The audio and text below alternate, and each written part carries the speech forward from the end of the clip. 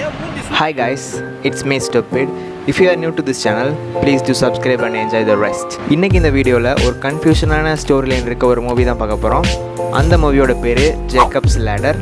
First இந்த மூவியோட story என்ன அப்படின்றத ஷார்ட்டாக பார்த்துருவோம். 1971 யூஎஸ்க்கும் வியட்நாமுக்கும் ஒரு பெரிய வார் நடக்குது. அந்த யூஎஸ் ஆர்மிக்காக சண்டை போட ஜேக்கப் சிங்கர் அப்புறம் அவங்களோட ஃப்ரெண்ட்ஸ் எல்லாம் சேர்ந்து பார்ட்டிசிபேட் பண்ணியிருக்காங்க. வார் நடந்துக்கிட்டு இருக்கப்பயே ஒருத்தர் வந்து ஜேக்கப் சிங்கரோட ஸ்டொமக்கில் ஸ்டாப் பண்ணுறான். உடனே ஜேக்கப் அன்கான்ஷியஸ் ஆகிடுறான். அவனை ரெஸ்கியூ பண்ணுறதுக்கு டீம்லாம் வருது.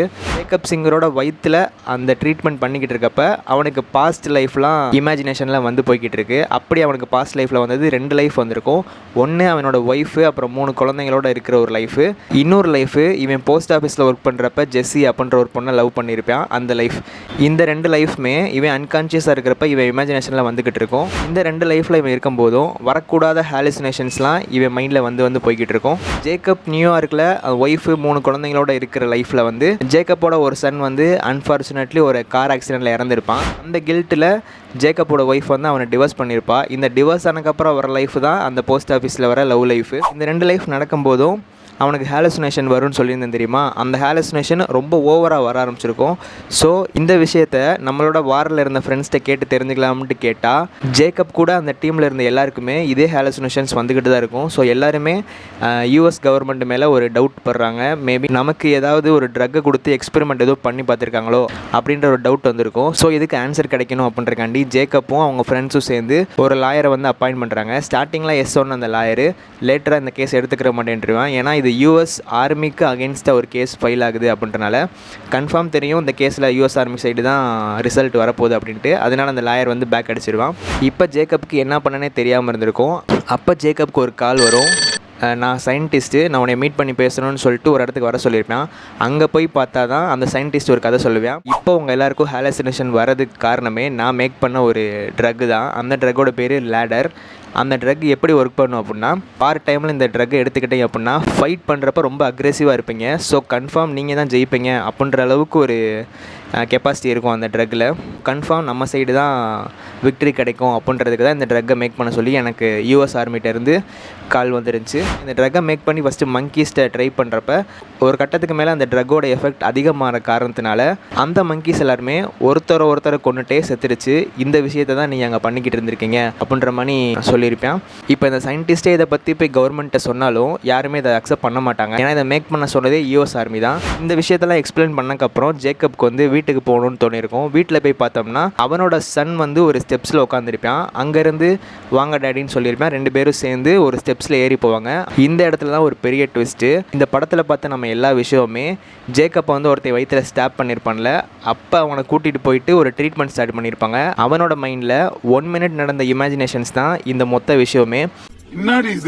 ஆக்சுவலாக ஜேக்கப்புக்கு இந்த ஆர்மிக்கு வரதுக்கு முன்னாடியே கல்யாணம் ஆகிருக்கும். கல்யாணம் ஆன அப்புறம் தான் ஆர்மிக்கே வந்திருப்பான். அந்த ஆர்மி ஃபீல்டில் இந்த ட்ரக்கை கொடுத்தனால வந்த ஹாலுசினேஷன்ஸ் தான் இந்த படமே. அவனோட மகன் இறந்துட்டான்ற விஷயமோ, இவன் ஒய்ஃபை வந்து டிவோர்ஸ் பண்ணிட்டான்ற விஷயம், போஸ்ட் ஆஃபீஸில் ஒரு பொண்ணை லவ் பண்ணான், இப்படி இந்த எல்லா விஷயமே இவனோட அந்த 1 நிமிஷத்தில் நடந்த ஹாலுசினேஷன்ஸ் தான். அதை தான் படத்தோட எண்டில் சொல்லியிருப்பாங்க. மிலிட்ரி ஹாஸ்பிட்டலில் ஜேக்கப்போட வயிற்றில் ஸ்டாப் ஆனதுக்கு ட்ரீட்மெண்ட் பண்ணிக்கிட்டு இருக்கப்ப அவ்வளோதான், இவனோட கதை முடிஞ்சு அப்படின்ற மாதிரி சொல்லிட்டு அங்கேருந்து அந்த 2 டாக்டரும் கிளம்பியிருப்பாங்க. Next beauty of Jacob ladder பற்றி பார்ப்போம். ஆக்சுவலாக இந்த படத்தில் புர்காட்டோரியோ அப்படின்ற ஒரு விஷயத்தை வந்து காமிச்சிருப்பாங்க. அதாவது தனக்கு வந்து நிறைய ஹாலுசினேஷன்ஸ் வருது, டீமன்ஸ் பற்றி, ஹெல்ப் பற்றி இந்த விஷயம்லாம் வருதுன்றக்காண்டி ஜேக்கப் வந்து நிறைய புக்கை ரெஃபர் பண்ணியிருப்பான். அதில் ஒரு புக்கு ரெஃபர் பண்ணது தான் டான்டேவோட டிவைன் காமெடியில் இருக்க புர்காட்டோரியோ அப்படின்ற போர்ஷனு. ஆக்சுவலாக புர்காட்டோரியோ அப்படின்றது ஹெல்லுக்கும் ஹெவனுக்கும் நடுவில் இருக்க ஒரு பிளேஸ் தான். ஃபஸ்ட்டு ஹெல் இருக்கும், அதுக்கடுத்து புர்காட்டோரியோ, அதுக்கடுத்து ஹெவன் இருக்கும். லிட்ரலாக ஜேக்கப் தன்னோட லைஃப்பில் எந்த சின்னும் பண்ணலை அப்படின்றக்காண்டி ஹெல்லில் இருக்க எல்லா விஷயத்தையும் கிராஸ் பண்ணி புர்காட்டோரியோன்ற பிளேஸ்க்கு வந்திருப்பான். இப்போ புர்காட்டோரியோலேருந்து நெக்ஸ்ட் டைம் ஹெவனுக்கு போகணும். பட் அந்த ஹாலுசினேஷன் ப்ராப்ளம்னால அவன் புர்காட்டோரியோலேயே ஸ்டக் ஆகி நின்றுக்கிட்டு இருக்கான். அப்போ ஜேக்கப்போட மைண்டில் ஹாலுசினேஷனாக வந்த ஒரு டாக்டரு ஒரு லைன் சொல்லியிருப்பாரு. If you are frightened of dying and holding on, you will see devils tearing your life away. But if you made your peace, then the devils are really angels freeing you from the earth. இந்த லைனில் என்ன சொல்லியிருப்பார் அப்படின்னா, நீ சாகிறதுக்கு வந்து பயந்துக்கிட்டே இருந்த அப்படின்னா நீ தான் வந்து அந்த விஷயத்தை பிடிச்சி வச்சுருக்க. சப்போஸ் அந்த விஷயத்தை விட்டுட்டு இதுதான் பீஸு, இதுதான் அக்செப்ட்டு அப்படின்ற ஒரு விஷயத்துக்கு நீ வந்துட்ட அப்படின்னா நீ ஃபஸ்ட்டு பார்த்து பயந்துக்க இருந்த டெவில்ஸே உனக்கு ஏஞ்சல்ஸாக கண்ணுக்கு தெரிவாங்க அப்படின்ற மாதிரி சொல்லியிருப்பாங்க. ஆக்சுவலாக ரியல் மீனிங்காக பார்த்தாலே இந்த ஹாலுசினேஷன் அப்படின்றதே ஒரு ஃபேக்கு தான்.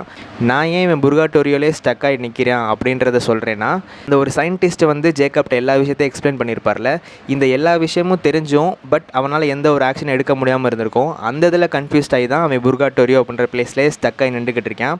இப்போ இந்த எல்லா விஷயத்தையும் அக்செப்ட் பண்ணிக்கிட்டு நம்மளால் எதுவும் பண்ண முடியாது அப்படின்ற ஒரு ஸ்டேஜுக்கு வந்தக்கப்புறம் தான் வீட்டுக்கு போயிருப்பான். பார்த்தா அங்கே அவனோட சன் வந்து ஒரு இமேஜினேஷனாக தெரிஞ்சிருப்பான். இந்த சீனே விஷுவலாக பியூட்டிஃபுல்லாக இருக்கும். ஏன்னா புர்காட்டோரியோ பிளேஸ்லேருந்து நெக்ஸ்ட்டு ஹெவனுக்கு போகிறத இவன் கீழேருந்து மேலே ஸ்டெப்ஸில் ஏறுறத ஹெவன் மணி காமிச்சிருப்பாங்க.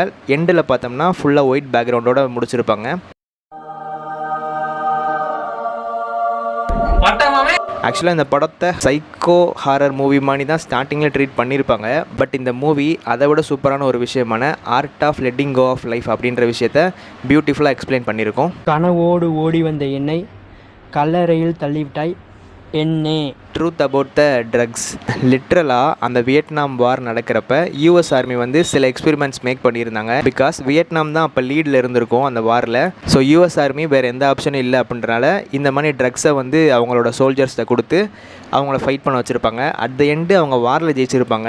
பட் ரியலாக அங்கே ஃபைட் பண்ண சோல்ஜர்ஸ் எல்லாருமே ரிட்டன் ஹோம் வரப்போ சில ஹாலுசினேஷன்ஸ் வருது அப்படின்ற விஷயத்த ரிப்போர்ட் பண்ணியிருப்பாங்க. 10ல் 8 சோல்ஜர்ஸ் வந்து இதை பெருசாக கண்டுக்கிறாமல் விட்டுட்டாங்க. பட் அந்த 2 சோல்ஜர்ஸ் வந்து எனக்கு இந்த மாதிரி விஷயம் நடக்கிறதுக்கெல்லாம் காரணம் யூஎஸ் ஆர்மி வந்து ஏதோ ஒரு எக்ஸ்பெரிமெண்ட்ஸ் எங்களை வச்சு பண்ணியிருக்காங்க, அவங்க கொடுத்த ட்ரக் மூலியமாக தான் இந்த ஹாலுசினேஷன்ஸ்லாம் எங்களுக்கு வருது அப்படின்றத கேஸ் ஃபைல் பண்ணியிருப்பாங்க. பட் யூஎஸ் ஆர்மி வந்து இதுக்கு பெரிய ரெஸ்பான்ஸே பண்ணியிருக்க மாட்டாங்க. அவங்க சொன்ன விஷயம் இதுதான், ஆமாம் நாங்கள் இந்த மாதிரி வியர்டான பிரெயின் மெல்ட்டிங் ட்ரக்லாம் யூஸ் பண்ணி உங்களை ஃபைட் பண்ண வச்சுருந்தோம், நீங்கள் வந்து எங்களை எதுவுமே கேட்க முடியாது, ஏன்னா நீங்கள் யூஎஸ் ஆர்மிக்கு தான் ஒர்க் பண்ணியிருக்கீங்க அப்படின்ற மாதிரி சொல்லி யூஎஸ் ஆர்மி பண்ணது கரெக்டுன்றதை இவங்ககிட்ட சொல்லியிருப்பாங்க. பட் நிறைய பேர் அக்செப்ட் பண்ணியிருக்க மாட்டாங்க.